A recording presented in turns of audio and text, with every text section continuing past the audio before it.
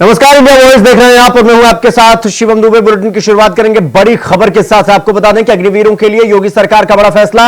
UP में जवानों की होगी बल्ले बल्ले। आपको बता दें कि अर्धसैनिक बलों में 10% आरक्षण देने की मांग की है, देने का ऐलान किया है मुख्यमंत्री। अग्निवीर योजना पर बोले chief minister Yogi Adityanath, PSC में लिए जाएंगे अग्निवीर और पुलिस पीएससी में अग्निवीरों को देंगे आरक्षण। अग्निवीर पर विपक्ष लोगों को गुमराह कर रहा है। तो ये बड़ी खबर हम आपको बता रहे हैं। अग्निवीर योजना पर उत्तर प्रदेश के मुख्यमंत्री योगी आदित्यनाथ ने बयान दिया। उन्होंने कहा पीएससी में अग्निवीर लिए जाएंगे और 10% आरक्षण भी मिलेगा, यानी कि पुलिस और पीएससी में 10% आरक्षण दिया जाएगा। साथ ही साथ उन्होंने कहा कि अग्निवीर पर विपक्ष लोगों को लगातार गुमराह कर रहा है। तो आपको बता दें कि उत्तर प्रदेश की योगी सरकार ने अग्निवीरों के लिए खजाना खोल दिया है। सीएम योगी आदित्यनाथ ने फैसला लिया है कि यूपी में अग्निवीरों को आरक्षण दिया जाएगा। अग्निवीर पुलिस जवानों को यूपी में पुलिस और पीएससी में आरक्षण मिलेगा। साथ ही उन्होंने कहा कि अग्निवीर की योजना युवाओं में एक उत्साह है और कुछ राजनीतिक दल राजनीति कर रहे हैं। इस मुद्दों को लेकर गुमराह किया जा रहा है विपक्ष के द्वारा। तो राजनीतिक दल इस पर राजनीति कर रहे हैं और युवाओं में अग्निवीर योजना को लेकर एक उत्साह है। तो ये बड़ी खबर हम आपको बता रहे हैं। अर्धसैनिक बलों में 10% आरक्षण मिलेगा अग्निवीरों के लिए। तो अग्निवीरों के लिए उत्तर प्रदेश सरकार की तरफ से बड़ी छूट, बड़ी राहत और बड़ा उनको जो है छूट दिया गया है। अग्निवीर की योजना भारतीय सेना में इसी देश से आगे बढ़ाई गई है। युवाओं के मन में एक उत्साह है। 10 लाख अग्निवीर भारतीय सेना के अग्निपथ के मजबूत जवान के रूप में अपनी सेवा देने के लिए आगे बढ़ रहे हैं। नौजवानों में उत्साह भी है। दुर्भाग्य है कि कुछ राजनीतिक दल जिनके लिए स्वयं की राजनीति देश से बड़ी हो गई है, वे देश की कीमत पर राजनीति करना चाहते हैं। उनका काम ही है कि हर रिफॉर्म वाले कार्य को, हर प्रगति वाले कार्य को, हर समृद्धि वाले कार्य में टांग अड़ाना, अनावश्यक व्यवधान पैदा करना, गुमराह करना, भड़काने की बयानबाजी करना और लगातार उनके द्वारा इस प्रकार के कृत्य किए जाते रहे हैं। और इस मुद्दे को लेकर के भी विपक्ष ने लगातार गुमराह करने का प्रयास किया। आज अग्निवीर में जहां युवा भर्ती हो रहे हैं, एक ट्रेंड युवा अग्निवीर की सेवा को पूरा करने के बाद उन्हें सेना में भी अच्छा अवसर प्राप्त होने वाला है। पैरामिलिट्री में, सिविल पुलिस में और विभिन्न सेक्टर में भी उन्हें समायोजन करने के लिए व्यवस्था दी जा रही है। बीएसएफ ने, सीआरपीएफ ने, सीआईएसएफ ने, अन्य तमाम हमारी जो पैरामिलिट्री हैं, उन्होंने भी इस बात की घोषणा की है और उत्तर प्रदेश सरकार ने भी इस बात को कहा है कि अग्निवीर की योजना जैसे आगे बढ़ती है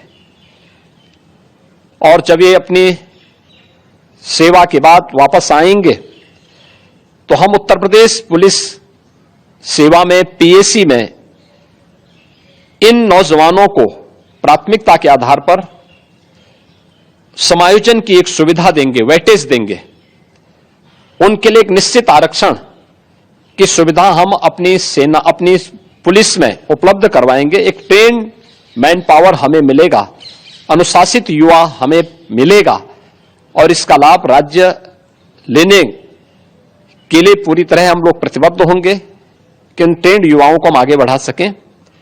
और मुझे लगता है कि हमें प्रधानमंत्री मोदी जी के और भारत सरकार के इस सेना रिफॉर्म के अभियान के साथ राष्ट्रीय सुरक्षा को सर्वोपरि मानते हुए आगे बढ़ना चाहिए।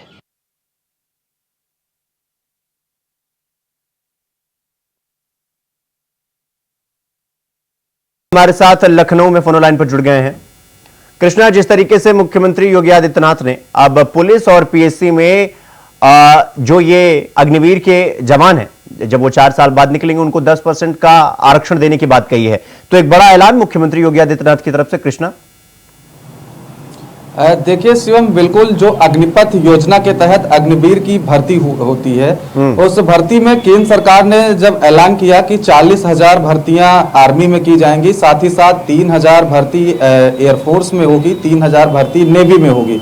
उसके बाद जिस तरीके से प्रधानमंत्री नरेंद्र मोदी के द्वारा जब ये पहल की गई, तो उसका उत्तर प्रदेश सरकार ने भी जो है पहले से जो निर्धारित था कि जो अग्निवीर योजना के तहत जो लड़के भर्ती होंगे, जब वो 4 साल के बाद रिटायर होंगे तो 25% उनको आरक्षण मिलता था। जो 25% लोग थे, उन लड़कों में से 25% लोगों को जो है परमानेंट नौकरी के भी जो है चांसेस रहते थे और वो उसमें सफल भी होते। तो उसको लेकर उत्तर प्रदेश के मुख्यमंत्री योगी आदित्यनाथ ने भी आज ऐलान किया है कि 10% आरक्षण उनको उत्तर प्रदेश में सिविल जो है में दिया जाएगा। जो सिविल पुलिस होती है, सिविल पुलिस में 10% का आरक्षण होगा। साथ ही साथ जिस तरीके से शिवम लगातार विपक्ष जो है चाहे केंद्र सरकार की जो है अग्निवीर को लेकर योजनाओं को हो, चाहे उत्तर प्रदेश सरकार को घेर रहा है, तो जो कहीं ना कहीं जिस तरीके से अग्निवीर की ये 4 साल की नौकरी होती है, जिसमें पहले साल उनको 30,000 रुपए का वेतन मिलता है, दूसरे साल 33,000 का वेतन होता है, तीसरे साल उस वेतन को बढ़ा के 36,000 किया जाता है और चौथे साल जब उनके नौकरी का वो आखिरी साल होता है तो उन्हें 40,000 रुपए का वेतन हर महीने दिया जाता है जी। साथ ही साथ उनको 48 लाख रुपए का जो उनका इंश्योरेंस है, वो इंश्योरेंस भी दिया जाता है। तो इन तमाम जो है सुविधाओं का लाभ अग्निपथ योजना के तहत जो अग्निवीर की भर्ती होती है, वो अग्निवीर के जो है कर्मियों को मिलता है। तो उस पर मुख्यमंत्री योगी आदित्यनाथ ने भी 10% का आरक्षण देने की जो है बात करी है। 10% का आरक्षण दे रहे हैं। मुख्यमंत्री योगी आदित्यनाथ ने साफ तौर पर विपक्ष को घेरते हुए कहा है कि विपक्ष के पास और कोई मुद्दा नहीं बचा है, तो विपक्ष जो है फालतू के मुद्दों को लेकर प्रदेश सरकार को और केंद्र सरकार की जो कृष्णा देखिए, मुख्यमंत्री ने कहा कि अग्निवीर की योजना को लेकर युवाओं में तो उत्साह है, लेकिन कुछ राजनीतिक दल इस पर राजनीति कर रहे हैं। तो सीधा सा सवाल, मुख्यमंत्री किस राजनीतिक दल की तरफ इशारा कर रहे हैं? कृष्णा देखिए शिवम, साफ बात है ये कि उत्तर प्रदेश में एनडीए की गवर्नमेंट है और जो लगातार सवाल उठा रहा है वो इंडिया गठबंधन है। इंडिया गठबंधन बोले तो समाजवादी पार्टी और कांग्रेस पार्टी लगातार अग्निवीर योजना का जो है वो मुद्दा उठाते आए हैं और लोकसभा चुनाव में भी अग्निवीर के मुद्दा को उन्होंने उठाया था और कहीं ना कहीं जो उनका मुद्दा था वो युवाओं में एक भ्रम भी पैदा किया था, जिसकी वजह से लोकसभा चुनाव में भी भारतीय जनता पार्टी को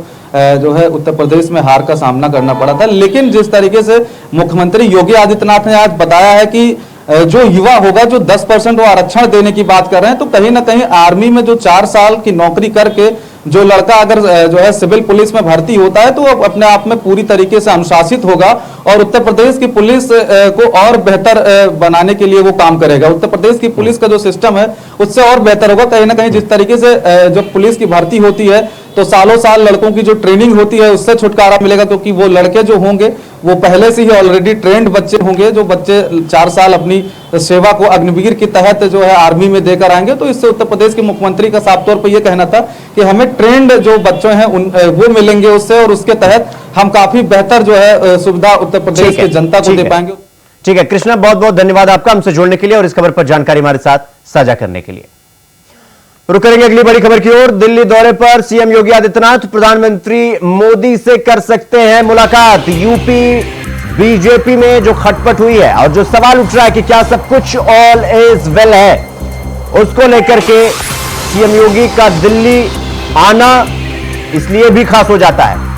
और सवाल तो यह कि किस किस को बताएंगे अपने मन की बात मुख्यमंत्री योगी आदित्यनाथ। नीति आयोग की बैठक में हिस्सा लेंगे और 27 जुलाई को प्रधानमंत्री की अगुवाई में नीति आयोग की बैठक होनी है, जिसमें सीएम योगी क्या क्या कर सकते हैं ये सवाल उठ रहा है। और साथ ही साथ सिर्फ मुख्यमंत्री योगी आदित्यनाथ ही नहीं, केशव प्रसाद मौर्य भी जो कि उप मुख्यमंत्री हैं वो भी दिल्ली आ रहे हैं। तो आपको बता दें कि लोकसभा चुनाव के नतीजे के बाद यूपी भाजपा में लगातार खटपट हो रही है। खटपट की सुगबुगाहट सामने निकलकर आ रही है। सीएम योगी आदित्यनाथ और डिप्टी सीएम केशव प्रसाद मौर्य के बीच सब कुछ सही नहीं है और यही वजह है कि नतीजों के बाद से ही सीएम योगी की बैठकों में केशव प्रसाद मौर्य अक्सर नहीं दिखाई दे रहे हैं। और अब उम्मीद की जा रही है कि यूपी भाजपा में खटपट का जो समाधान है, यानी लखनऊ में जो खटपट हो रही है उसका समाधान अब दिल्ली से निकलेगा। दिल्ली में कल यानी शनिवार को नीति आयोग की बैठक होगी और सीएम योगी इस बैठक के लिए आज शाम को दिल्ली पहुंच गए हैं। तो सीएम योगी दिल्ली पहुंच गए हैं और यहां केवल सिर्फ योगी ही नहीं, केशव प्रसाद मौर्य भी पहुंच रहे हैं।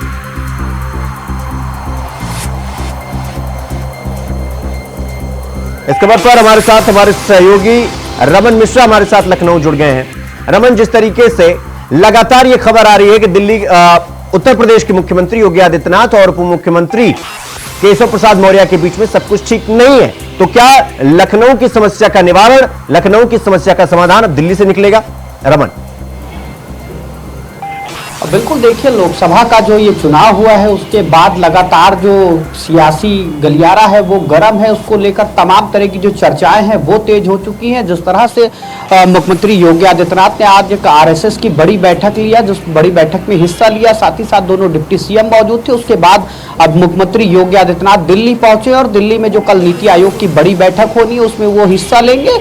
उसके साथ ही साथ जो शीर्ष नेतृत्व के जो बड़े नेता है, वो चाहे नरेंद्र मोदी की बात करी जाए, चाहे जेपी नड्डा की बात करी जाए, अमित शाह की बात करें, तमाम नेताओं से योगी आदित्यनाथ की बैठक होगी। और साथ ही साथ जो 10 सीटों पर उत्तर प्रदेश में उपचुनाव होना है उसको लेकर जो आगे की रणनीति है वो बनाई जाएगी।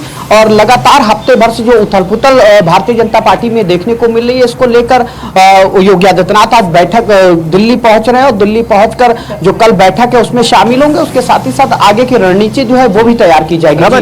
रमन, सवाल यह है कि चंदन, जिस तरीके से लगातार हम ये देख रहे हैं कि लोकसभा चुनाव परिणाम के बाद से ही 8 जून से जितनी भी मीटिंग हुई है, 8 जून को, फिर 15 को, फिर 17 को, 19 को, 22 को, 24 को, 25 को, लगातार जितनी मीटिंग हुई है उसमें केशव प्रसाद मौर्य के सुर और उनकी जो बॉडी लैंग्वेज है, उनकी जो एक्टिविटी है, वो पूरी तरीके से मुख्यमंत्री का जो ट्रैक है उस पर तो बिल्कुल दिखाई नहीं दिया है।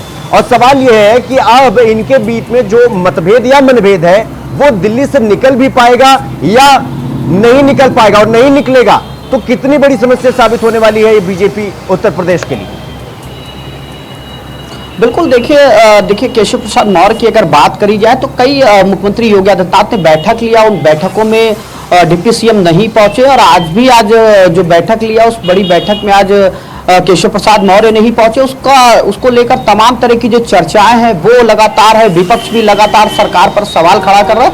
लेकिन जिस तरह से कल नीति आयोग की दिल्ली में बैठक है, योगी आदित्यनाथ पहुंच चुके हैं, केशव प्रसाद मौर्य भी वहां पहुंचेंगे। और जो जिस तरह की जो उथल पुथल मची है इसको लेकर जो तमाम तरह की जो चर्चाएं जो है, जो सियासी बाजार है वो लगातार गर्म देखने को मिल रहा है। उसको लेकर क्योंकि देखिए केशव प्रसाद मौर्य लगातार चर्चा का विषय बना हुआ है, क्योंकि लोगों में चर्चाएं हो रही हैं केशव प्रसाद मौर्य को लेकर, क्योंकि योगी आदित्यनाथ जब बैठक लेते हैं उन बैठकों में नहीं पहुंचते हैं। और साथ ही साथ कई बार ये देखने को मिला है कि केशव प्रसाद मौर्य दिल्ली में है और यूपी के जो मुख्यमंत्री हैं योगी आदित्यनाथ वो लखनऊ में बैठक कर रहे हैं। तो ऐसे में जो आपके पास बड़ी खबर आ रही है, बड़ी खबर आ रही है, आपको बता दें कि खबर लखनऊ से है।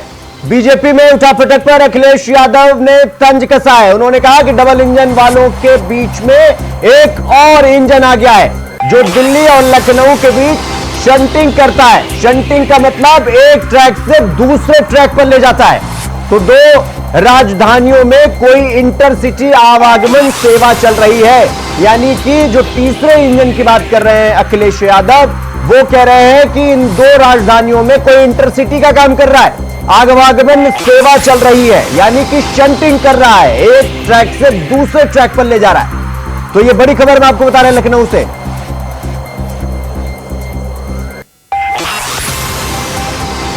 तो चंदन वर्मा हमारे साथ, हमारे सहयोगी लगातार बने हुए हैं। चंदन, जिस तरीके से अगर हम केशव प्रसाद मौर्य और योगी आदित्यनाथ के बीच की अदावत से बगावत की कहानी को अगर ध्यान से देखें तो पल्लवी पटेल मिलती है मुख्यमंत्री योगी आदित्यनाथ से। अब पल्लवी पटेल केशव प्रसाद मौर्य को शिकस्त दे चुकी है।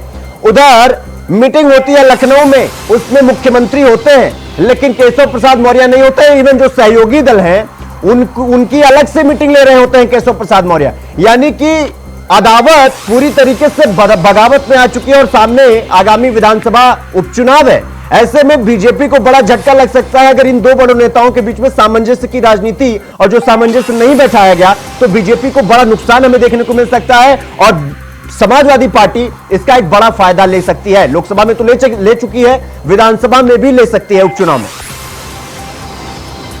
बिल्कुल, देखिए केशव प्रसाद मौर्य को लेकर इससे पहले भी अखिलेश यादव ने ट्वीट किया था। मानसून सत्र से पहले उनका साफ तौर पे कहना था कि मानसून सत्र का ऑफर है, 100 लाओ सरकार बनाओ। हाँ। इसको लेकर आज जब अखिलेश यादव ने आज इस तरह से ट्वीट किया, तो ये साफ तौर पे जो अदावत है वो बगावत पे बदल चुकी है। और इसी को लेकर दिल्ली में बड़ी बैठक बुलाई गई है। उस बैठक में योगी आदित्यनाथ के साथ ही साथ जो डिप्टी सीएम है केशव प्रसाद मौर्य। चंदन, एक छोटा सा सवाल ये कि ये जो अखिलेश यादव इंटरसिटी का जिक्र कर रहे हैं, वो कह रहे हैं कि एक है जो तीसरा डब्बे का काम कर रहा है, ट्रिपल इंजन का काम कर रहा है, जो इंटरसिटी बन रहा है, शंटिंग कर रहा है, वो किसकी बात कर रहे हैं?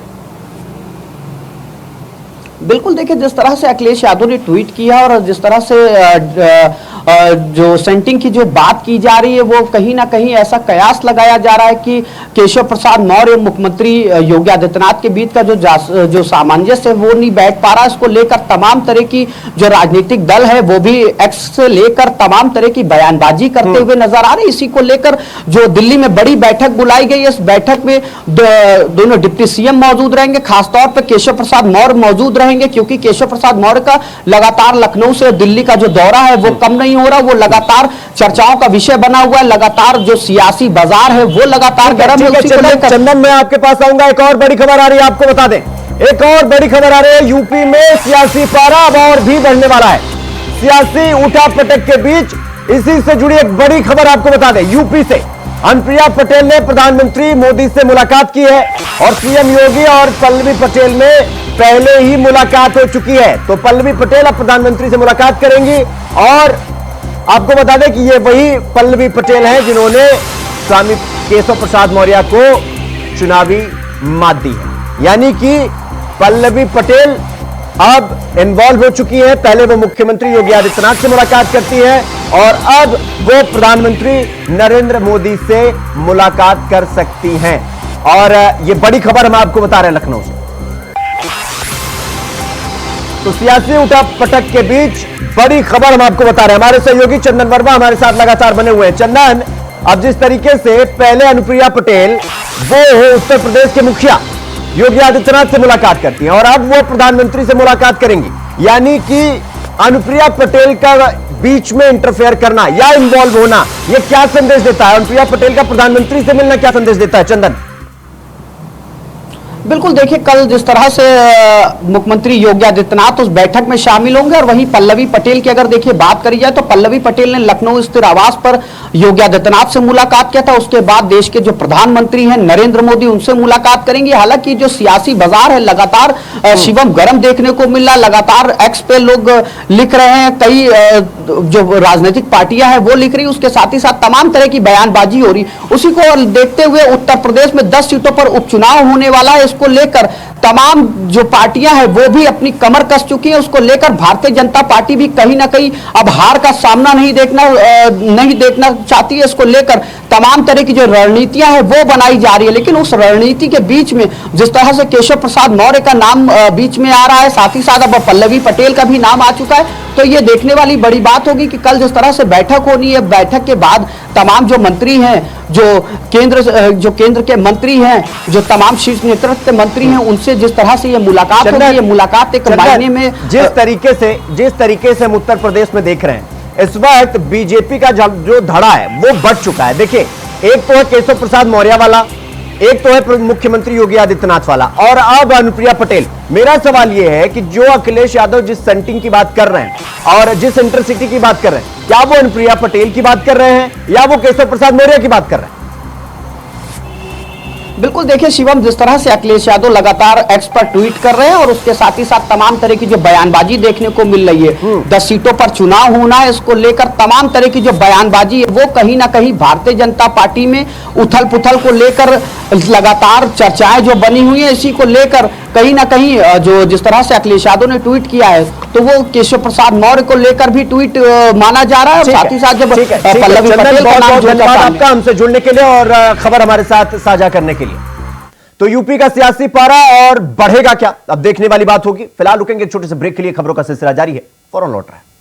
ब्रेक के बाद एक बार फिर आप सबका स्वागत है मेरे साथ। रुक करेंगे अगली खबर की ओर। नीट यूजी पेपर लीक मामले में पटना सीबीआई की टीम ने एक बार फिर से धनबाद के सुदाम डी थाना इलाके के एक तालाब में जांच के लिए पहुंची, जहां तालाब से एक बोरा बरामद हुआ। बताया जा रहा है कि उस बोरे के भीतर से कई मोबाइल सेट्स और कुछ अन्य सामग्री जब्त हुई। टीम को सुदामडी थाना और पाथरडी थाना की टीम सहयोग कर रही थी। सूत्रों के मुताबिक धनबाद सीबीआई एसपी भी छापेमारी में सहयोग कर रहे थे। बरामद सामग्री को लेकर टीम पटना के लिए रवाना हो गई है। जानकारी के अनुसार कंबाइंड बिल्डिंग से एक युवक को भी सीबीआई की टीम ने गिरफ्तार किया है और उसकी निशानदेही पर नूनुडी बस्ती स्थित भगाव बांध तालाब में सामग्री जब्त की है। हालांकि सीबीआई द्वारा कुछ भी बताने से फिलहाल परहेज किया जा रहा है। पेपर लीक मामले में सीबीआई टीम धनबाद पहुंची।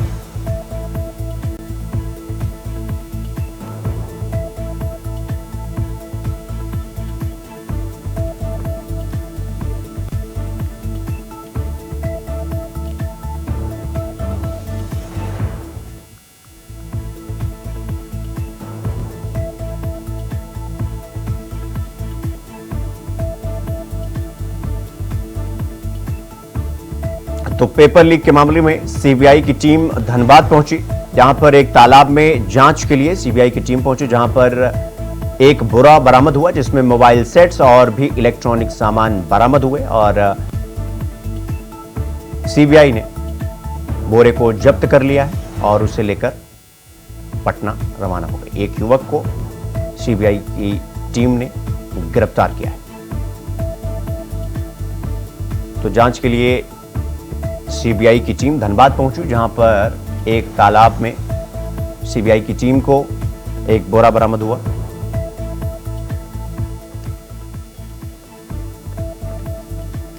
इस खबर पर हमारे साथ हमारे सहयोगी उत्तम श्रीवास्तव फोन लाइन पर हमारे साथ धनबाद से जुड़ गए हैं। उत्तम, पेपर लीक के मामले में सीबीआई की टीम धनबाद पहुंची और ये तालाब से जुड़ा क्या है पूरा मामला, क्या कहानी है उत्तम? एवं नीट पेपर लीक मामले में सीबीआई ने अमन बंटी राहुल के बाद पवन को धनबाद से गिरफ्तार किया है। कुछ ही दिनों पहले सीबीआई ने सरायढेला से अमन बंटी और राहुल को गिरफ्तार किया था। तीनों से पूछताछ में अमित, पवन समेत कई लोगों का नाम भी आया था।